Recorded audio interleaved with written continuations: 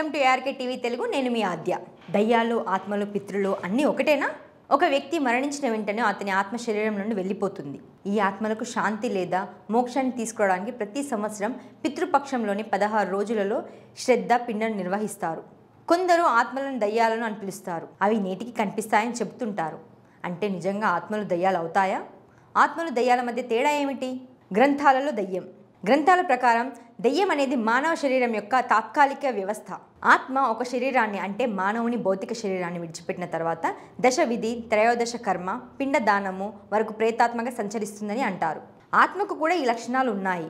ఒక వ్యక్తి తన జీవితాన్ని త్యాగం చేసిన తర్వాత కూడా మరణానికి ముందు అతని మనస్సులో ఉన్న వాంఛ, క్రోధ, మోహం, లోభం, అహంకారాలు ఆ ఆత్మ చుట్టూ తిరుగుతూనే ఉంటాయి. ఇది ఆత్మను కూడా ప్రభావితం చేస్తుందని అర్థం. పితృప్రేత సపిండం తర్వాత ఆత్మ తాత్కాలిక ప్రేత శరీరం నుండి కొత్త శరీరంలోకి ప్రవేశించినప్పుడు దానిని పితృ అంటారు. ఆత్మలకు కొంత మేలు కలిగించేది పిండదానమే. సపిండ శ్రద్ధ గ్రంథాల ప్రకారం ఏదైనా జీవి మరణించినప్పుడు అది ప్రేతాత్మగా మారుతుంది. దయ్యం లేదా భూతాన్ని పూర్వీకులుగా మార్చి ప్రక్రియను సపిండనం అంటారు. మరో కోణంలో దీనిని సపిండన శ్రద్ధ అని కూడా అంటారు. పిండదానం జరిగే వరకు ఆత్మలు ప్రేతాత్మలుగా ఉంటాయి. మరణించిన కుటుంబ సభ్యులు పిండదానం చేసిన తర్వాత వారు ఆత్మ తల్లిదండ్రులు అవుతారు.